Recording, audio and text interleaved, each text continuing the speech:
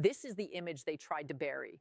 A row of flagpoles outside the Canadian Embassy on Pennsylvania Avenue, 3 blocks from the White House, standing completely bare. No maple leaf, no red and white, just naked steel poles rattling in the February wind like skeleton fingers pointing at the sky.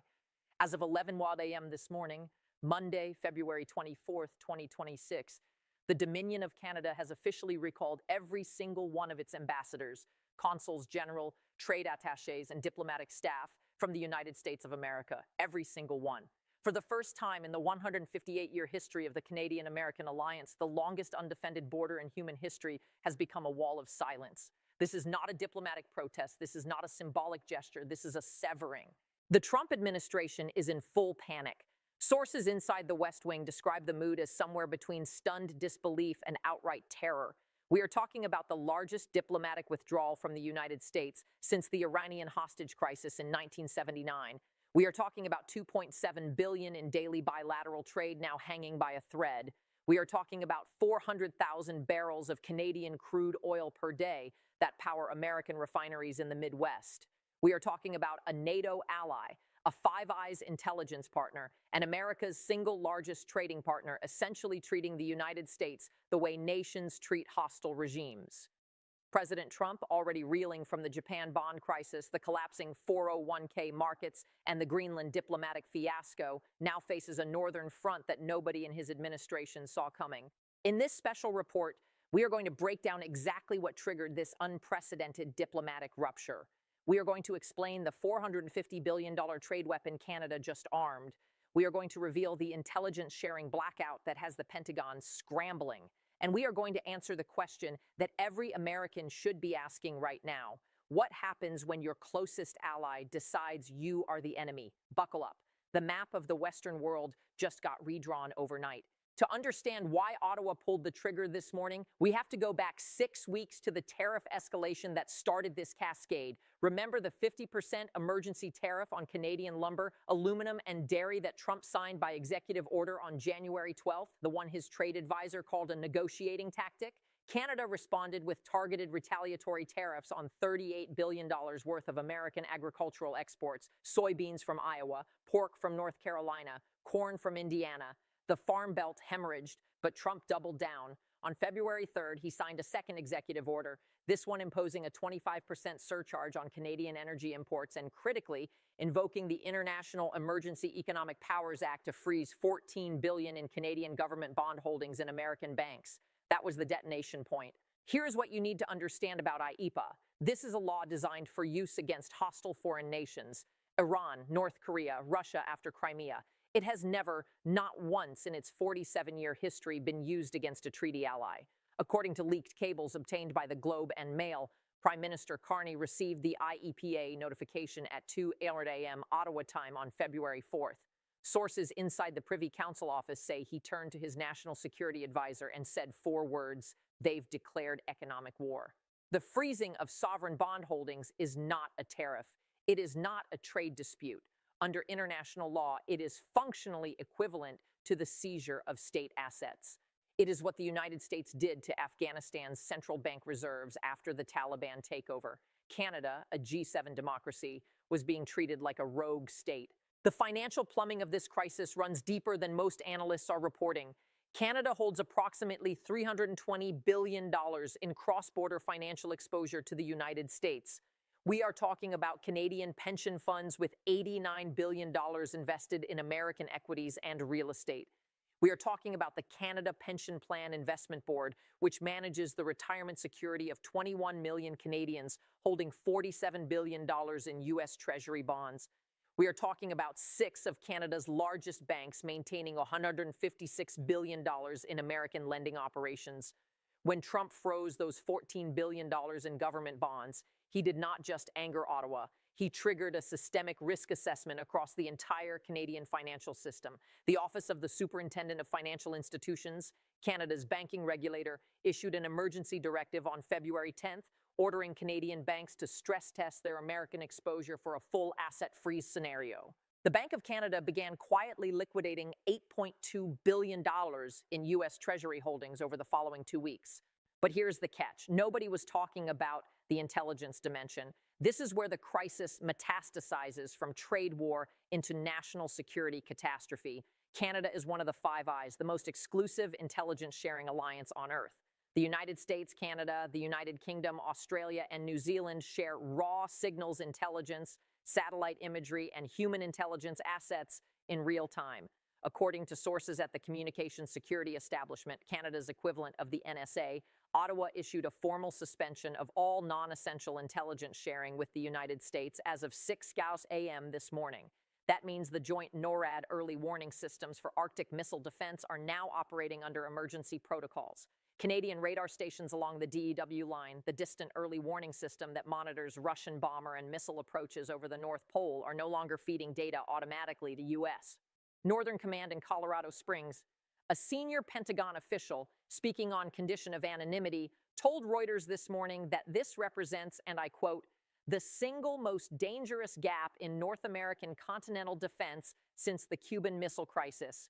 Let us get technical about what the trade severance actually means in dollars and cents, because the numbers are staggering. The United States and Canada conduct $2.7 billion in bilateral trade every single day.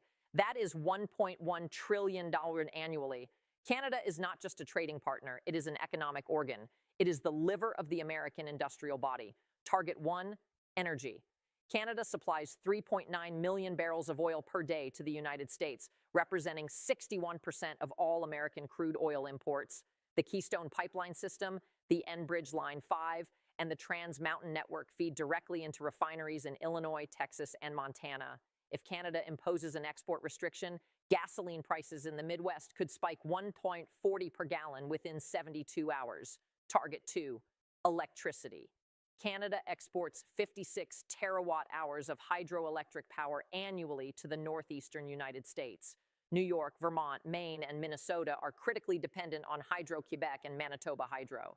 In the dead of February, with temperatures below zero, a power reduction would constitute a humanitarian emergency. Target 3, critical minerals. Canada is the primary American source of potash for fertilizer, uranium for nuclear power, and rare earth elements for defense manufacturing. The F-35 fighter jet contains Canadian-sourced components in its avionics systems.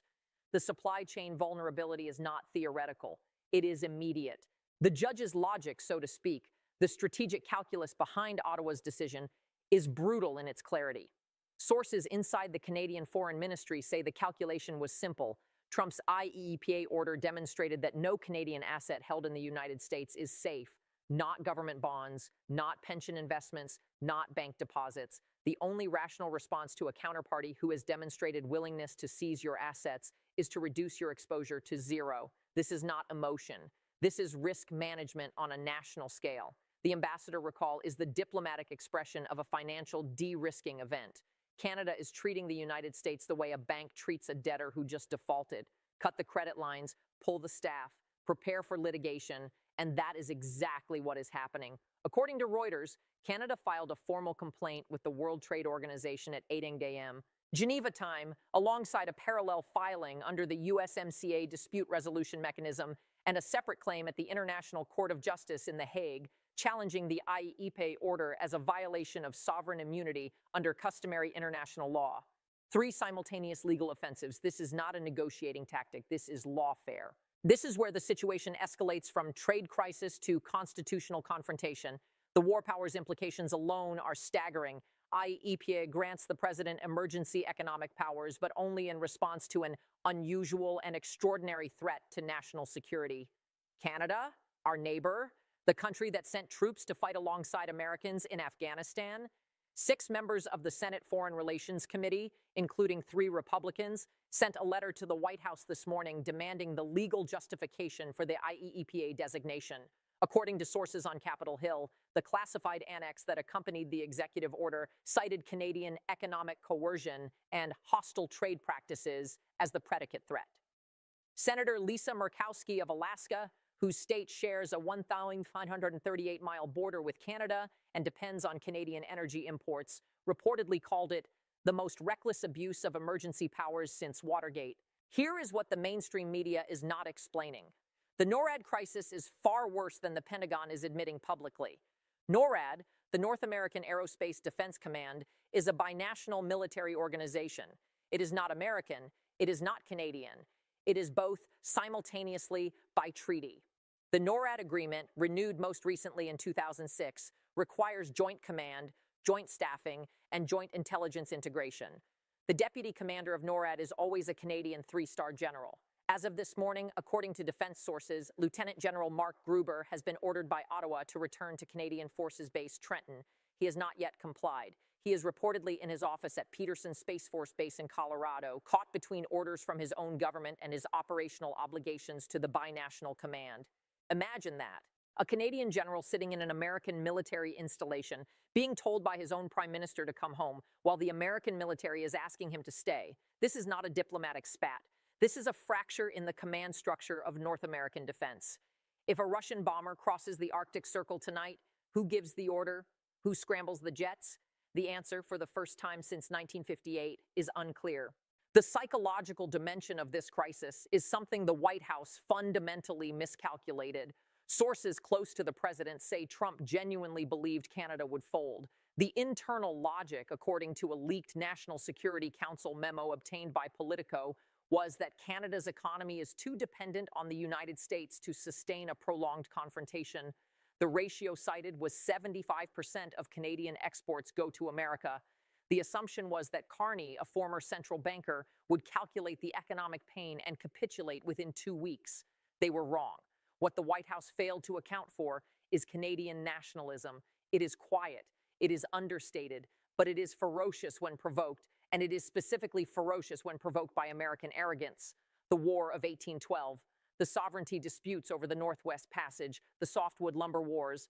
Canadians have a deep, slow-burning resentment of being treated as America's junior partner, and Trump's IEEPA order lit that fuse with a blowtorch.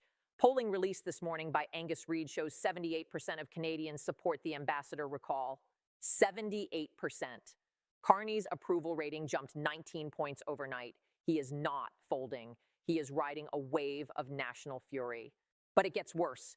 The liquidity crisis that this diplomatic rupture triggers is something the Federal Reserve is now scrambling to contain. Canada's major banks, RBC, TD, Scotiabank, BMO, and CIBC, collectively hold $156 billion in U.S. lending operations. TD Bank alone operates 1,100 branches in the eastern United States. According to sources at the Fed's Board of Governors, there are emergency discussions happening right now about what happens if Ottawa orders Canadian banks to begin unwinding their American positions. Not a fire sale, a controlled withdrawal. But even a controlled withdrawal of $156 billion from the American banking system in the middle of the Japan-induced credit crunch would be catastrophic.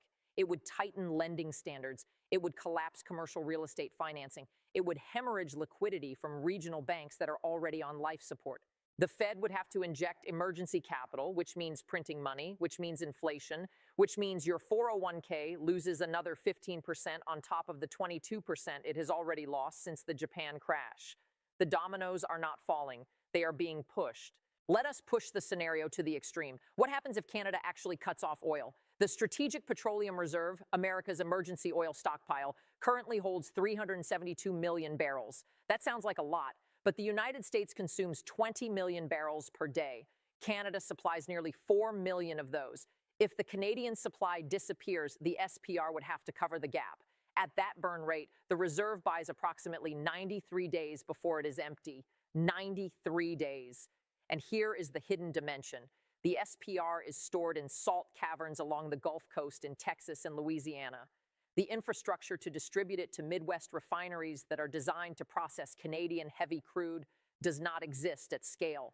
Those refineries in Illinois and Michigan are built specifically for the viscosity and sulfur content of Alberta oil sands crude.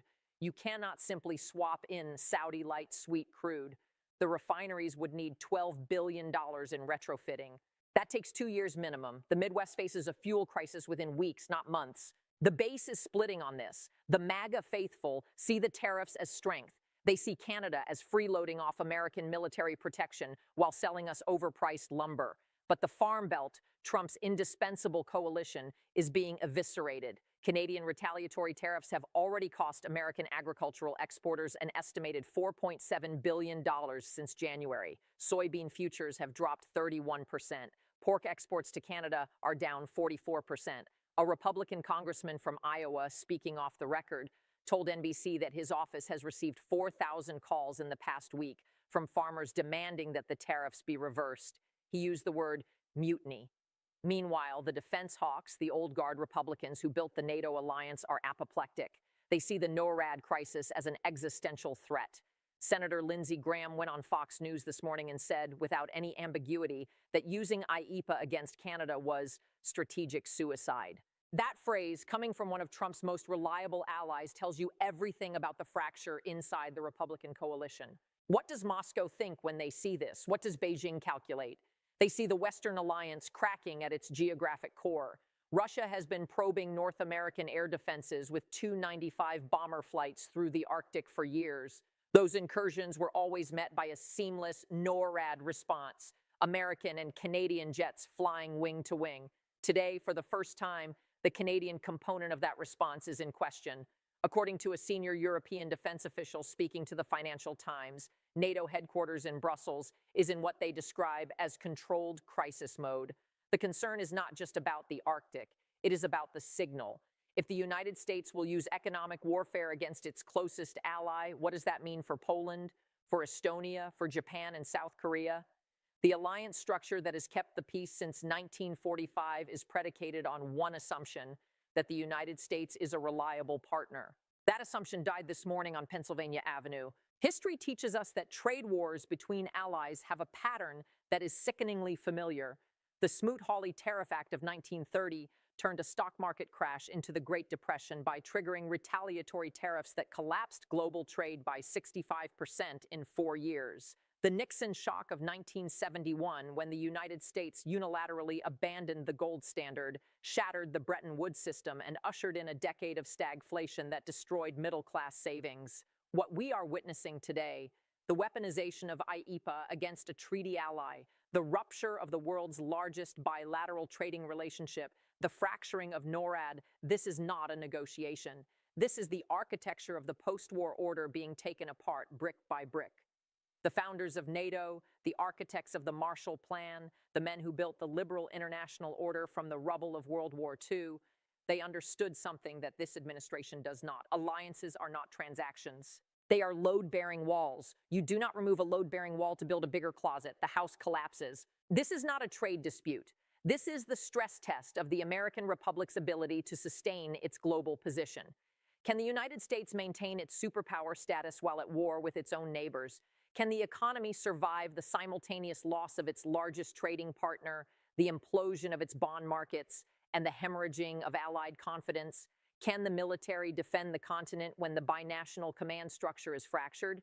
These are not rhetorical questions. They are being answered right now in real time, and every answer so far is no. We are in uncharted waters. The last time the United States faced diplomatic isolation from its own allies was 1956, when Eisenhower opposed the Suez invasion and Britain and France briefly froze Washington out. That crisis lasted 2 weeks. This one shows no signs of ending, because unlike Suez, there is no face-saving off-ramp.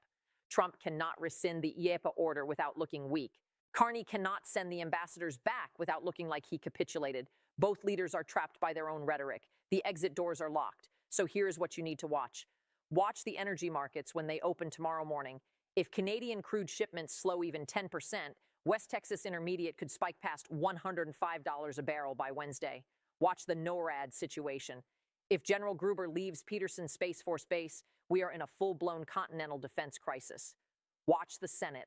If Murkowski and Graham can assemble 12 Republican votes for a resolution condemning the IEEPA order, Trump faces a veto-proof rebuke from his own party. Watch the banks. If Ottawa signals even a partial withdrawal of Canadian banking operations, the Fed will have to act, and the printing presses will start, and inflation will eat what is left of your retirement savings.